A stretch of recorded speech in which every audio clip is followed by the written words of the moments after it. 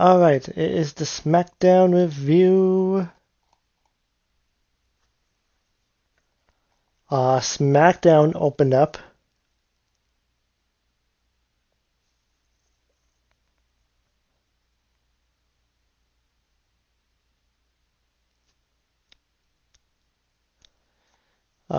Jade Cargill was interviewed by Kathy Kelly, and she's joined by Michin and B-Fab. She was confident going into her Queen of the Ring match since she won last year, and Michin and B-Fab trash talked the other women like Charlotte Flair and Tiffany Stratton did. And Jade told Rhea to rest up because Jade will see her at SummerSlam. So, SmackDown opened up with Jade Cargill versus Charlotte Flair versus Sol Ruca versus Lyra Valkyria. No DQ.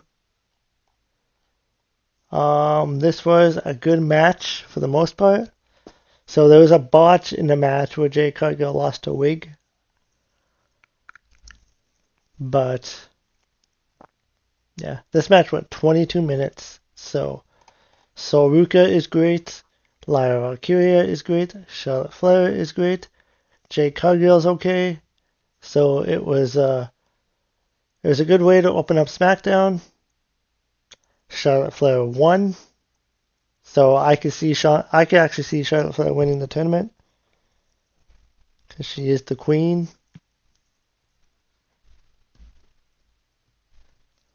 Charlotte Flair shook hands with Sol Ruca. Flair celebrated the win and the fans cheered for the queen. Moving on to the Queen of the Ring tournament. Charlotte Flair will face Liv Morgan, and Io Sky battles Raquel Rodriguez, with Io getting the win.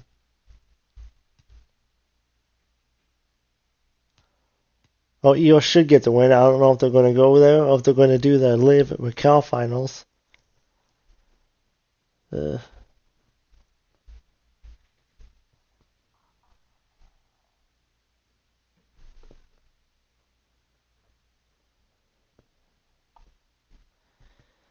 And then Tiffany Stratton was interviewed by Kathy Kelly. Stratton said she's not always on the same page as Charlotte Flair, but they want Jade Cargill. Oh, my throat's really dry.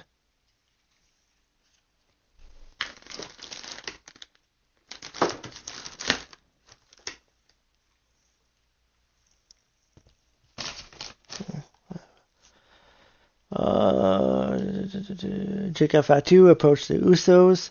The Usos wondered what Jacob was doing there. Jacob said he was there to speak to Solo. Jimmy said he was there to make sure nobody got involved, and Jacob told them to handle their business, and he will handle his business. Jacob left. Jimmy told Jay to focus.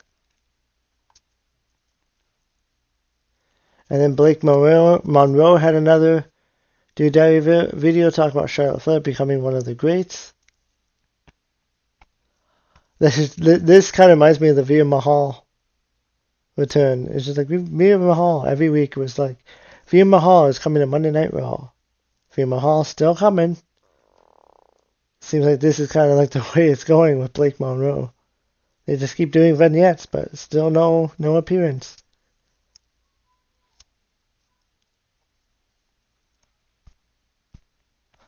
Gunther approached Nick Aldis.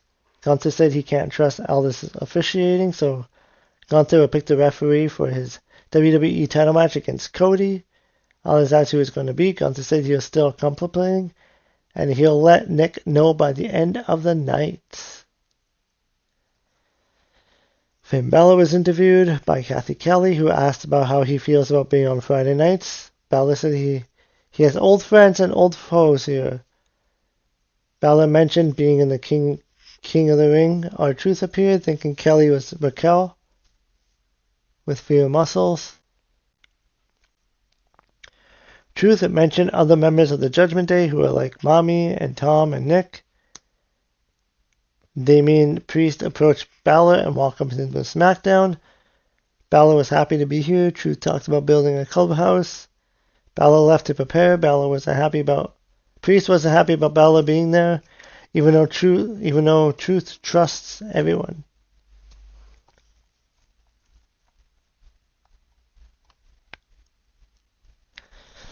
And Balor and Priest were allies, so and Truth said the Judgment Day is on the rise again. Next up was Brie Bella and Paige versus Fatal Influence. That's another thing. I don't think Brie and Paige even defended the titles once. Like, what was the point of bringing them back? This match went 11 minutes.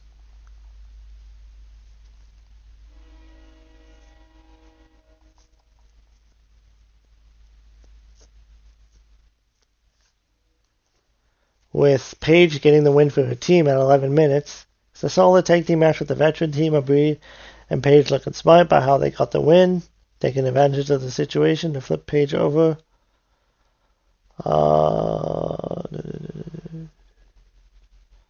So maybe they can actually start a feud, and it could go for the titles, and hopefully Fatal Influence can get the titles.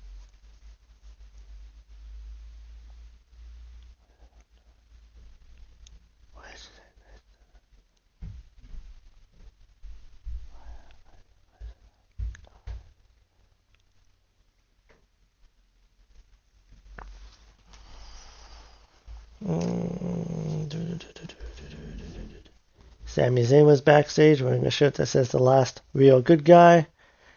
Zayn was talking to Johnny Gargano, who was lying on equipment cases.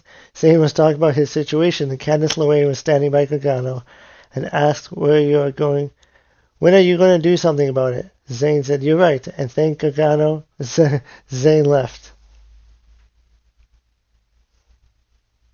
A video aired where CM Punk was announced for the Fanatics in New York City on Sunday, July 19th. So a lot of people have been asking where CM Punk's going to return. Well, I guess he's going to be doing that. Danhausen was backstage when he was approached by Angel Umberto, who wanted Danhausen to uncurse the New York Knicks because they put a lot of money on the Spurs. Mid-Cardona walked in saying Danhausen needs to know that the Knicks uncursed. Danhausen wanted money, so Gargano gave him a watch. Instead, Cardona left. So Kit Wilson walked in with The Miz, who can't seem to do anything other than fire off catchphrases. Wilson talks about how everything was toxic.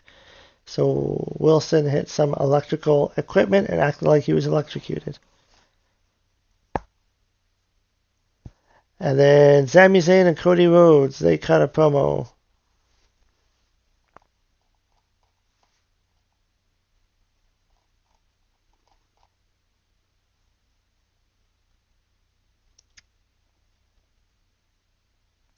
So Night of Champions is June 27th.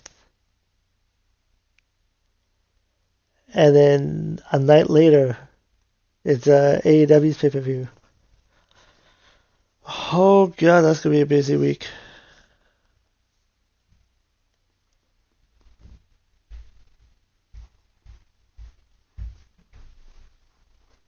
Golly, I have to try to get all those shows watched.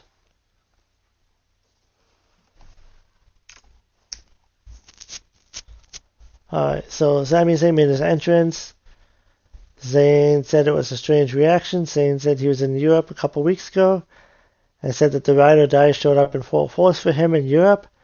And Zayn said you have two choices right now. Either boo him with a sour look on your face or die with the last good guy. Cody Rhodes came up. Zayn asked if he could just be Cody instead of the American Nightmare for a change. Cody, he has found himself playing the pipes for it. The fans chanted Cody. Zayn said that Cody made Zayn feel like the worst person in the world because Zayn walked away when Gunther attacked Cody. Zayn claimed that Cody deserved it that night. Zayn said that last week he helped Cody and Zayn end up flat on his back while Cody was standing tall. Zayn wondered if this is an accident. Zayn wanted the truth. Cody said Zayn doesn't need pro wrestling to be explained to him. Cody said this is a competition. He claimed he believes Zayn's shirt's more claims he believes that Zayn shirts more than Zayn does. Cody spoke about how when Cody won his first WWE title at WrestleMania 40, Zayn was in the ring that night.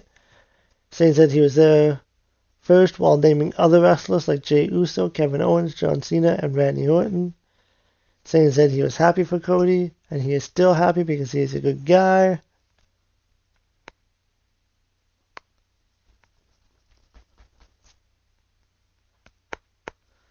Cody said everything's about change and you have to be better than the day before. Cody talked about Owens, Cena, and Orton. Said he couldn't be honest with them the way he could be honest with Zayn. And yeah, it was a good performance by Sami and Cody. Cody did a nice job of making the point that Zayn is jealous of Cody. Zayn continues to act like he is not in the wrong with his actions. And then Solo was approached by his cousin Jacob. Fatu said that the OTC Reigns needs Solo to come home. Solo said that's not home. It's a doghouse and Jacob is his lapdog. Solo wondered what happened to Fatu since he used to be a killer. Yeah. He was main eventing and now he's just stuck as a background character. Solo said he's not coming back. Solo told Fatu to tell Reigns he can go to hell. Fatu said he understood what Solo was talking about and where he was coming from. Fatu said he's going to stand on business.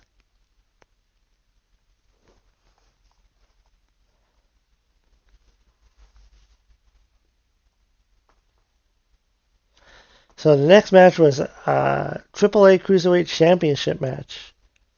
Rey Fenix versus Axiom, which is weird to have this on Smackdown. Rey Fenix won the match.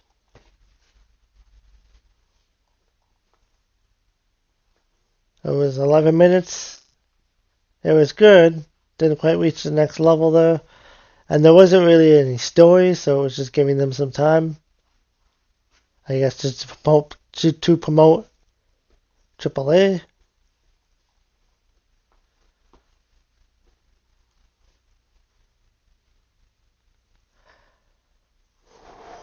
So Gunther approached Nick Aldis about how he's thought about the special referee for his match against Cody.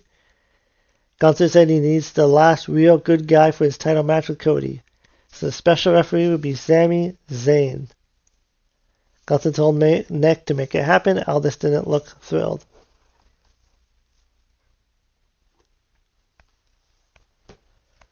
And then Trick Williams cut a promo.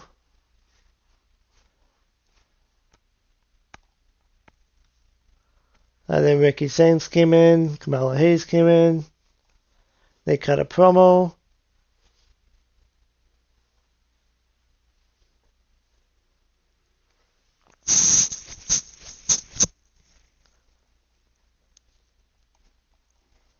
And then Royce Keys was interviewed by Kathy Kelly, who asked about the King of the Ring tournament. Solo interrupted, so Kathy left. Solo said that the Bloodline is here. Solo said he knows what type of play they are going to run. Solo said that the Bloodline is going to make sure that Jay moves on to the King of the Ring. And Solo said that Jacob Fatu is here to help Jay win.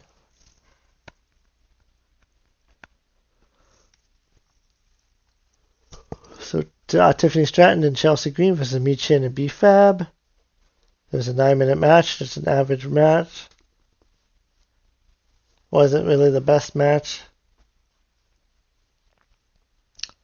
After the match, Stratton tried to attack Jade and friends. It didn't work well because Jade and B-Fab beating up Stratton easy. Jade, who had a headband on to help her wig, hit Jaden on Stratton.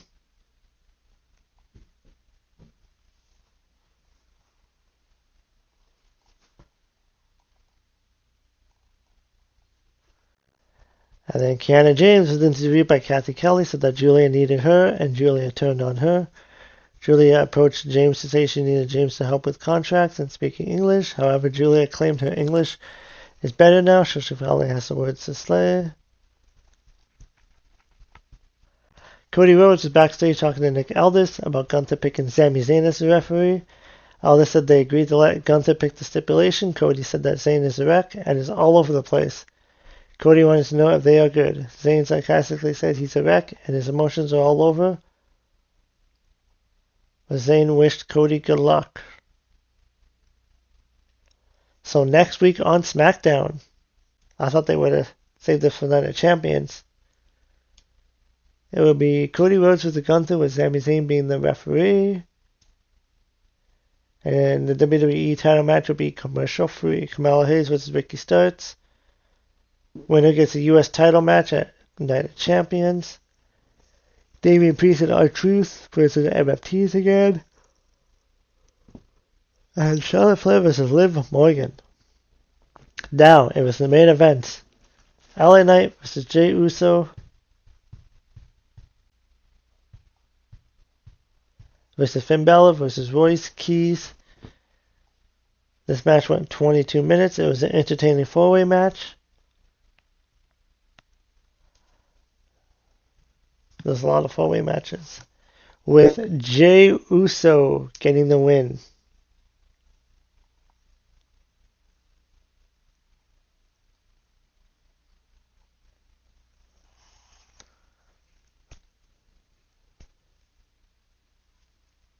So